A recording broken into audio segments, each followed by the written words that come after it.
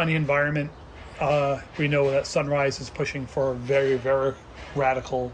Well, not very radical. Yeah, I don't think we need to, more radical than let's say, the establishment wants. I wouldn't call it radical. I would contest the framings. That's fine. I agree. I'm questioning myself as I'm saying it. Yeah. What I'm trying to do is I'm trying to say that they're going further than what the establishment is willing to go right now. They're truly trying to push the Democratic or even the government to do more than government is really willing to do.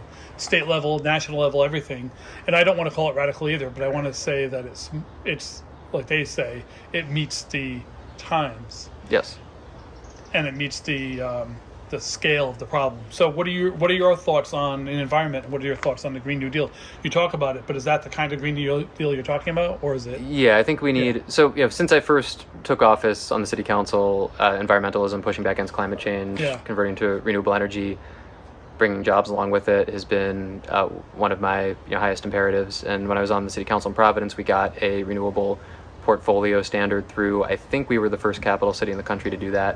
It was a relatively modest goal at the time. This was 04 or something. I think it was 10% by 2010, and it's been expanded upon. We created a clean energy commission, did a lot of fuel efficiency work, those kinds of things. At the State House, I was the author of 3 successive expansions of our net metering rules, which made it possible for instance, the wind turbines over at Fields Point to go up.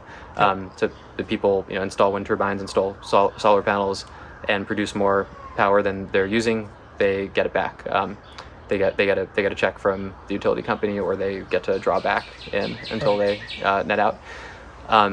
And I got to support the Block Island wind farm, and I think this is an example of these moments where I've tried to break down barriers between people and organize people who were not always allies to come together and build a block that was capable of overcoming special interests. Like National Grid at the time was the biggest opponent to net metering, and we pulled together. This is me and Rachel Miller when she was at J with J. It was Clean Water Action.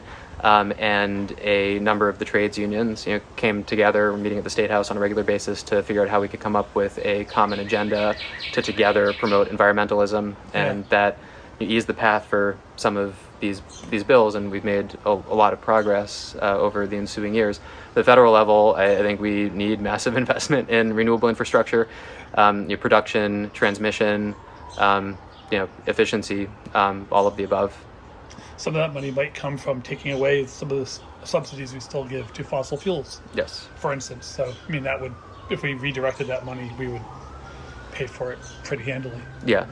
We can pay for these things. These are like long-term investments in our health and well-being. They obviously improve human lives. Yeah. Right. They also, create new productive capacities.